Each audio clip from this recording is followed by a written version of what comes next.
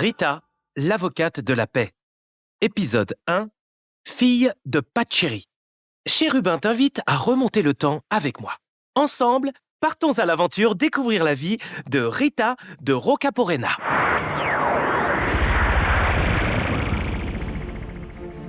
Subito, Amaneo! Cette histoire se déroule il y a plus de 600 ans, au XIVe siècle en Italie. Il existe une petite région à l'est de Rome qui s'appelle l'Ombrie. Et d'ailleurs, cette région, à cette époque-là, c'est le pape, El Papa, qui en est le chef. Comme la majeure partie du pays d'ailleurs. Le cavalier que nous entendons est en train de traverser l'Ombrie en pleine nuit pour se rendre en urgence dans la petite ville de Cascia. Cette petite cité blottie entre les collines verdoyantes se prépare à accueillir cet invité nocturne, dont l'urgence ne laisse présager rien de bon. Une fois arrivé dans l'enceinte de la ville, le cheval continue de galoper à toute vitesse, jusqu'à la plus belle, la plus grande, la plus impressionnante maison. Celle de la famille Mancini. Pendant que notre cavalier attache sa monture, prenons un moment pour dévoiler ce qui se cache derrière les murs des Mancini. Dans ces années-là, plus une famille est riche, plus elle a de pouvoir et plus elle attise la convoitise des autres familles. Ça veut dire qu'ils sont tous jaloux les uns des autres. Une rivalité impitoyable règne donc entre les puissantes et riches familles de la région. Ils se font une guerre discrète, secrète, pâquerette. J'ai plus de mots en hête. Une guerre faite de luttes clandestines, de vols, de pillages, d'actes de violence extrême et parfois même de meurtre. Le hic, c'est que dans la loi, toujours à cette époque, quand un membre de sa famille est assassiné par quelqu'un, on a le droit de se venger. Donc, si la famille bolognaise tue un membre de la famille Pesto, la famille Pesto a le droit de tuer un membre de la famille bolognaise. Mais, comme quelqu'un de la famille bolognaise est mort, la famille bolognaise a le droit de tuer de nouveau une autre personne de la famille Pesto. Et ainsi de suite. C'est sans fin. On appelle ça la vendetta. Dans ce climat de violence, les Mancini se distinguent par leur influence et leur ambition, n'hésitant pas à user de tous les moyens pour asseoir leur autorité. Un bruit sourd vient rompre le silence de la nuit. Qui va là? C'est Luca, pour le signore Mancini. Dépêche-toi, il t'attend. Les deux hommes s'engouffrent dans les couloirs. Leurs pas résonnent dans le silence de la demeure. Ils atteignent enfin une porte massive, derrière laquelle se tient le patriarche, le chef de la famille, entouré de ces hommes fidèles aux muscles gonflés et aux mâchoires serrées, semblant attendre des nouvelles avec une impatience mesurée. Signore Mancini, Luca est arrivé. Fais-le entrer. Assis sur une grande chaise, au centre de la pièce, se tient le signor Mancini. Il avise notre cavalier d'un regard pénétrant, témoignant d'une autorité indéniable. Il n'a pas l'air commode. Signore Mancini, peut-être devrais-je vous parler dans un endroit plus... De quoi as-tu peur, Luca? Je ne suis entouré ici que par des hommes de la famille.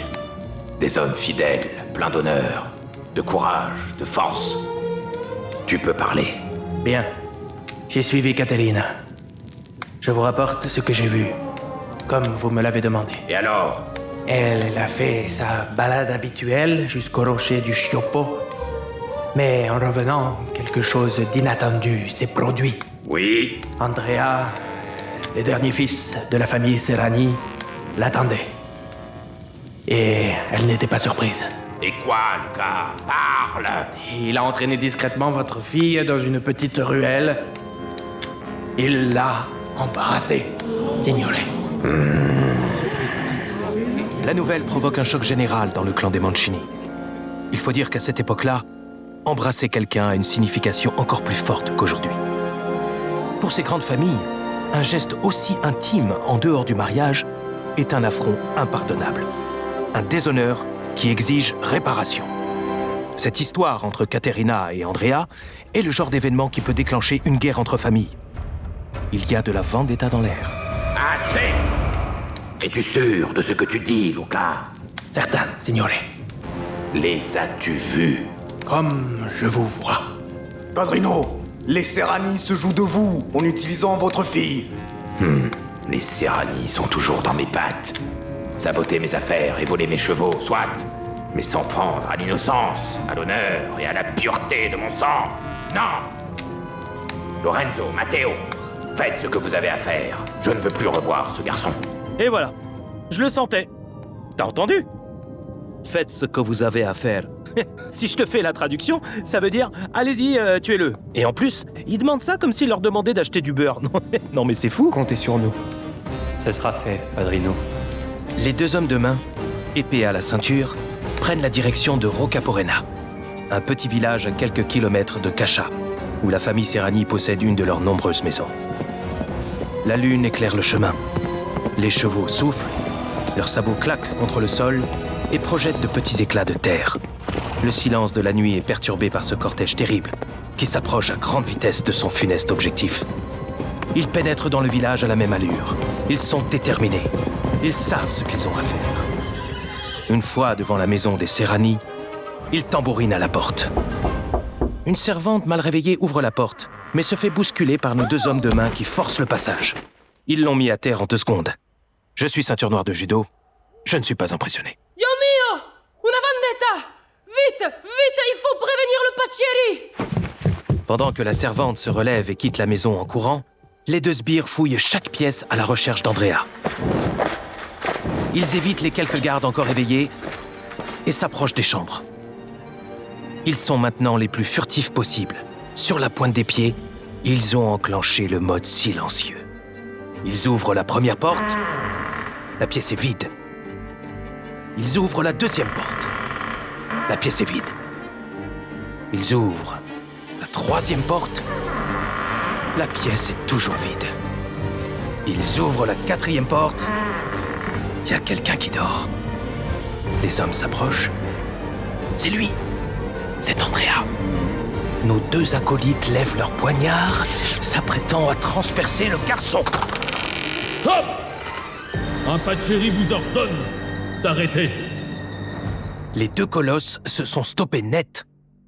En même temps, il faut dire qu'un Paccieri, ce n'est pas n'importe qui. On pourrait croire que c'est un nom de famille, mais pas du tout. Les Paccieri, qui se traduit par « faiseurs de paix », sont des conciliateurs, des médiateurs. C'est une figure importante, reconnue par les autorités de la ville, chargée de réconcilier les grandes familles en conflit, ou en tout cas, leur permettre de trouver un accord afin qu'ils fassent la paix. Ce sont les Paccieri qui permettent de mettre fin au cycle de violence engendré par la vendetta. Entre nous, c'est aussi un très bon moyen d'éviter d'organiser un procès public qui est très coûteux, très long, et donc très embêtant pour tout le monde. Les Paccieri sont donc très respectés. Et celui qui vient d'empêcher l'assassinat d'Andrea par nos 2 colosses s'appelle Antonio Lotti. Il habite Rocaporena, sa femme se nomme Amata, et sa fille, Rita. Qu'est-ce qui se passe ici? Antonio, qu'est-ce que tu fais là? Je sauve ton fils de la mort. Voilà ce qui se passe. Ta servante est venue me chercher, en panique, parce que ces 2 hommes sont entrés chez toi. Vous êtes qui, vous? Quelle famille? Mancini. Caterina! Quoi, Caterina? Qu'est-ce que tu as fait avec la fille Mancini, Andrea? Rien? Oh, le gros menteur. Pour sa défense, il vient de se faire réveiller en pleine nuit par 2 messieurs qui voulaient le transpercer de leur poignard. On serait tous un peu perturbés à sa place. Bref, toujours est-il que cette histoire vient de rentrer dans la juridiction du Paccieri Antonio Lotti. Il va devoir régler cette affaire au plus vite. Mais bon, je pense que si on pouvait tous retourner dormir un peu et régler ça demain matin, ce serait super. D'accord. Ah, merci Antonio. Je t'en prie. Quoi, déjà? Allez, c'est reparti. Ouais, pas envie d'y aller, là. Antonio, c'est la charge que nous avons acceptée. Je sais, mon amour, je sais. On ne construit pas la paix en restant la tête dans ses tartines de miel. Tu dois juste leur rappeler que Dieu leur a donné un défenseur plus fort que la vengeance et plus fort que la haine, le Christ. Tu as raison, Mata, mais je n'ai pas sûr qu'il l'écoute. Cette petite et jolie voix, c'est Rita. Tu sais quel jour on est? C'est une petite fille joyeuse, avec des joues à croquer. Bah non, je ne vois pas. Mercredi? Aujourd'hui, elle fête son 7e anniversaire. Mais non, c'est mon anniversaire. Je sais, mon trésor. Joyeux anniversaire. 7 ans. L'âge de raison. Pourquoi t'es habillé comme ça? Tu vas travailler? Oui, Rita. Aujourd'hui, je dois aider des amis à faire la paix. Je peux venir avec toi? Non, c'est une affaire de grands et d'hommes. Mais c'est mon anniversaire! Et je rentrerai assez tôt pour le fêter avec toi. Ça, c'est sûr qu'elle a du caractère, notre petite Rita. Si elle le pouvait, elle passerait sa vie à suivre son papa dans toutes ses réunions. Je te pardonne, papa. Tu vois, moi aussi, je suis une patte chérie. Elle est vraiment trop crognoni. Pardon, reprenons.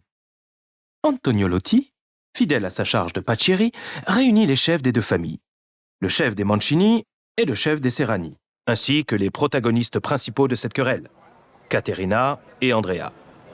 L'audience a lieu en présence de beaucoup de membres des deux familles. Mais beaucoup. Vraiment beaucoup. S'il vous plaît, un peu de silence. Bon, nous avons déjà passé plus de 3 heures à entendre les reproches de chacune des deux familles. Les Mancini se plaignent du déshonneur causé par Andrea. Les Serrani rejettent la culpabilité sur l'éducation de Caterina. Je pense qu'il est bon d'affirmer 3 choses. La première, nous ne saurons jamais la réalité du méfait. La deuxième, se faire la guerre n'est pas bon pour vos affaires.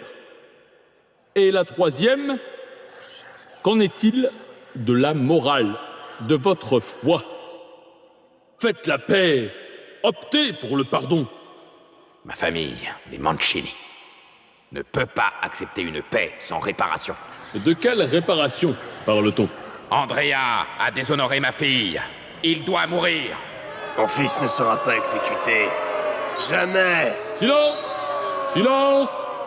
Il existe une autre solution. Laquelle? Le mariage. Jamais.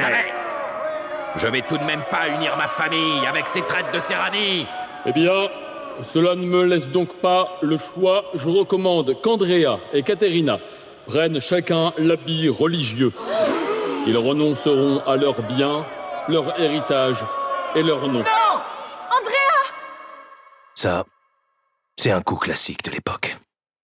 Quand on ne savait pas trop quoi faire dans des situations familiales embarrassantes comme celle-ci, direction le monastère ou le couvent. Êtes-vous d'accord avec cette décision? Je ne suis en aucun cas satisfait de perdre ma fille. Mais je respecte le Paccieri. J'accepte donc. Mais j'aime Andrea, papa! Et toi? Serrani? Andrea est mon aîné. La chair de ma chair. Si tu veux qu'il soit moine, Paccieri, tu devras me passer sur le corps. À moins que je ne te tue d'abord. Tu ne tues pas mon papa! Méchant! Rita? Oh là là! Elle voulait tellement voir son papa en action qu'elle l'a suivi jusque dans la salle d'audience. Et elle a profité de la foule pour se cacher. Elle n'a pas du tout compris le propos de l'histoire, mais entendre ce gros monsieur menacer son papa, ça, elle ne l'a pas supporté. Mon papa essaie de vous aider à vous réconcilier. Et vous voulez le tuer? Il m'a dit une chose importante, moi. Dans la vie, il faut dire merci, pardon, s'il te plaît. Eh bien là, monsieur, vous devez dire merci et pardon. Et toc! Bien envoyé, Rita. Merci. Le signoré Serrani reste bouche bée devant cet enfant de 7 ans. Elle a osé tenir tête à un parrain, un chef de famille, devant tout le monde. Ça jette un froid dans l'air. Pardonnez ma fille, signore Serrani. Elle n'aurait pas dû... Pardonnez, Paccieri. Mais de quoi? Ta fille vient de corriger mon orgueil devant ma famille et devant les Mancini. Et elle a bien raison. Le chef des Serrani, le signoré Serrani, se met à rire et toute l'assemblée avec lui, même les Mancini. Sauf Paolo, un petit garçon un peu plus âgé que Rita qui a l'air drôlement impressionné. En même temps, je le comprends, ce Paolo. Elle est culottée, notre Rita. Waouh! Celle-là, ce sera ma femme. Paccieri. J'accepte de faire la paix avec la famille Mancini. Andrea ira au monastère.